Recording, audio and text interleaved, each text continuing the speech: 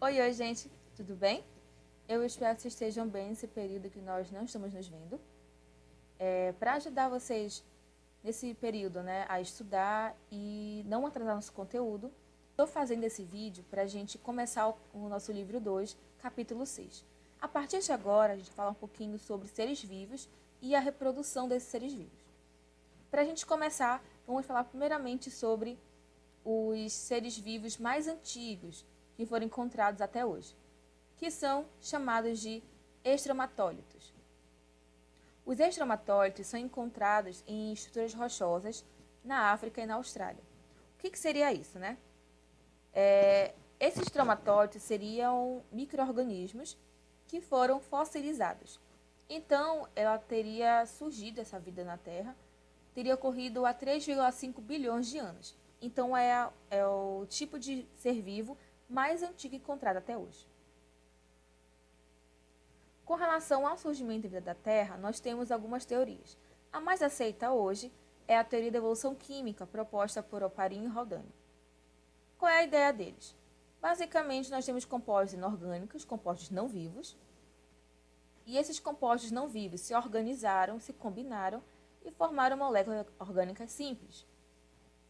Essas moléculas orgânicas elas se combinaram novamente, formando moléculas complexas, e elas aqui vão gerar os primeiros seres vivos. É basicamente essa a ideia. Depois, para tentar comprovar essa ideia, essa teoria, veio o experimento de Stanley Miller com Howard Urey, em 1950. Eles fizeram as condições da Terra primitiva que nós já estudamos ano passado, com descargas elétricas, altas temperaturas, os gases presentes ali, e eles conseguiram formar de compostos inorgânicos esses gases 5 aminoácidos. Aminoácidos são estruturas essenciais para o ser vivo, já que ele vai produzir proteínas. Só que esses aminoácidos produzidos por eles foram apenas 5. Para existir uma vida, um ser vivo, é necessário que tenha pelo menos 20 aminoácidos. Por isso que, mesmo que esse experimento tenha dado certo, né, conseguiu produzir alguma coisa, ela não foi o fato que conseguiu comprovar cientificamente essa teoria. Por isso que ela é chamada até hoje de teoria. Teoria é quando alguma coisa que não é comprovada. São ideias. Se fosse uma comprovada, ela seria uma lei. Então, no livro de vocês, na página 7, ele vai trazer esse cardzinho aqui. Ele vai explicar como é que funcionava essa Terra primitiva até chegar na Terra que nós conhecemos hoje. Então, aqui nós temos o planeta Terra, muito quente, semelhante a uma bola de fogo. E aí, com o tempo, ele foi resfriando e nós ainda tínhamos atividade vulcânica. Nesse período, começou a se aparecer aqueles gases atmosféricos que nós já vimos no ano passado, né, o gás metano, a amônia. E esses gases combinados começaram a compor a atmosfera, a modificar essa atmosfera, até formação do gás oxigênio. Com o gás oxigênio, nós tivemos a camada protetora da Terra, a camada de ozônio, e o que também permitiu o aparecimento de seres vivos que respiravam oxigênio. Isso modificou tanto seres vivos como a Terra, até o que nós conhecemos hoje. Essa aqui é basicamente a teoria da evolução química proposta por Oparin e Haldane. Ano que vem, a gente vai estudar um pouquinho melhor, com mais detalhes, essa teoria, tá bom? Além dela, nós temos a teoria da panspermia cósmica, que seriam micro-organismos presos em meteoritos, em rochas, que caíram na Terra e assim foi povoada a Terra, tá? Também é uma teoria. E o que nós acreditamos, né? Como escola confessional e como crentes em Jesus. Nós acreditamos que quem criou todas as coisas foi Deus, que é o criacionismo que a gente fala. Deus fez todas as coisas, tanto na terra como no céu. Quando a gente estuda um pouquinho sobre a ciência, sobre a terra, fica muito difícil você pensar que a terra foi feita do acaso. Por quê? Porque tudo muito bem perfeito, muito bem arrumado, muito bem organizado. O nosso corpo ele é muito complexo de se entender. Todas as partes que compõem o nosso corpo são perfeitamente colocadas ali. Então, não tinha como, por exemplo, surgir a vida de micro-organismos que vieram do espaço, ou então que veio de uma evolução química. Não faz nenhum sentido, né? O que faz mais sentido? Que alguém criou todas as coisas, alguém foi Deus. Continuando, o que é o nosso foco real dessa nossa aula? São as ideias iniciais de reprodução. Nós temos basicamente dois tipos de ideias iniciais sobre reprodução. A primeira é chamada de teoria da geração espontânea, ou também conhecida como abiogênese. Então, basicamente nós temos duas ideias iniciais sobre reprodução, ser vivo.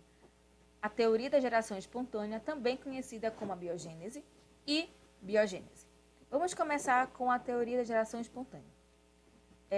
Desde a Grécia Antiga, Aristóteles, que era um famoso filósofo, até hoje é muito famoso, ele dizia que a matéria orgânica que formava o ser vivo era produzida a partir da matéria bruta, porque matéria bruta, matéria que não tem vida, ela tinha o princípio vital. O que é o princípio vital? O princípio vital seria o que vai dar origem ao ser vivo, que dá vida ao ser vivo. E essa teoria ela foi aceita até o século XIX. Então, de lá da Grécia Antiga até o século XIX, nós tivemos receitas, como se fazia seres vivos. Então, se acreditava naquela época que se eu tivesse uma camisa suja e colocasse trigo, dias depois, essa combinação ia gerar camundongos. Hoje nós sabemos que esses camundongos, na verdade, eles eram atraídos por isso aqui. Eles não eram formados por isso. Mas se acreditava na época que a junção desses dois é como se fosse uma receita mesmo. Pega a roupa suja, põe trigo, dias depois você vai construir, você vai fazer o seu próprio rato. Basicamente essa é a ideia. Continuando, em meados do século XVII, Francesco Redi, ele fez um experimento para ele conseguir entender melhor a geração espontânea. Ele não era muito... ele não acreditava muito nessa teoria da biogênese. Então, ele fez um experimento. Na primeira parte do experimento, ele pegou um recipiente aberto e colocou um pedaço de carne. Dias depois, ele percebeu que nessa carne nós tínhamos larvas e alguns insetos. Então, ele fez novamente esse experimento. Dessa vez, colocou a carne dentro de um recipiente fechado. Dias depois, ele percebeu que essa carne continuava intacta, não tinha nenhum tipo de larva e nem algum tipo de inseto. Então, ele foi um dos primeiros a falar que, na verdade, os insetos vinham a partir de outros insetos, que não foi muito aceito na época ainda. Por quê? Lá no século XVII ainda, teve a descoberta de micro-organismos por esse holandês, Anthony van Leeuwenhoek. Então, eles diziam que os micróbios, como por exemplo larvas, não teriam a capacidade de se reproduzir.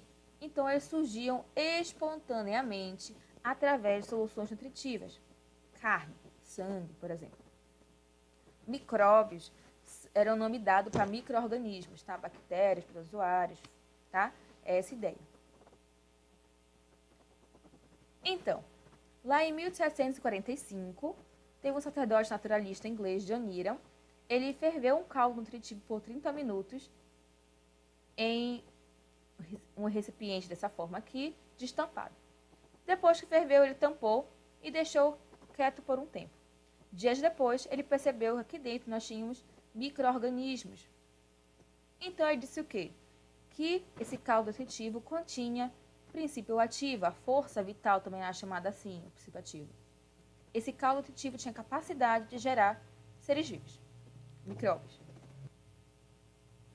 Em 1770, Lazzaro Spallanzani, ele fez um experimento semelhante ao de Needham. O que ele fez? Pegou também um caldo nutritivo, só que dessa vez ele ferveu por 1 hora. E também ele ferveu em recipientes hermeticamente fechados. O que seria isso? Ele pegou o gargalo do recipiente dele e colocou uma energia, fogo, e passou no fogo. E esse fogo derreteu esse vidro, que tampou esse vidro, ficou nesse formato aqui, tampou completamente, e aí foi colocado para ferver depois.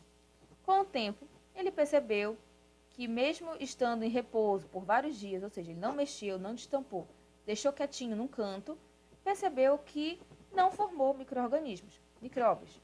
Então ele disse que, na verdade, um ser vivo só é gerado a partir de outro ser vivo, que o caldo nutritivo não podia produzir nenhum ser vivo e que esse princípio ativo, a força vital, não existia. Obviamente, não foi aceito na época, até porque Niram falou, e a comunidade científica também disse que o tempo que ele deixou fervendo esse caldo nutritivo, ele matou, ele exterminou, tirou, ele removeu esse princípio ativo. Essa ideia de abiogênese só foi derrubada quando nós tivemos o surgimento de Louis Pasteur. Louis Pasteur, ele basicamente provou que a abiogênese estava incorreta, não tinha como gerar vida espontaneamente. Era preciso que tivesse um outro ser vivo formando esse novo ser vivo. Então, o que foi que ele fez? Ele colocou um caldo nutritivo em um frasco e ele fez um gargalo e tampou esse frasco. Esse gargalo ficou conhecido como pescoço de cisne. E colocou para ferver. E depois que ferveu, ele deixou o recipiente parado num canto. Dias depois, ele percebeu que esse caldo nutritivo não tinha nenhum tipo de micro-organismo, nenhum micróbio.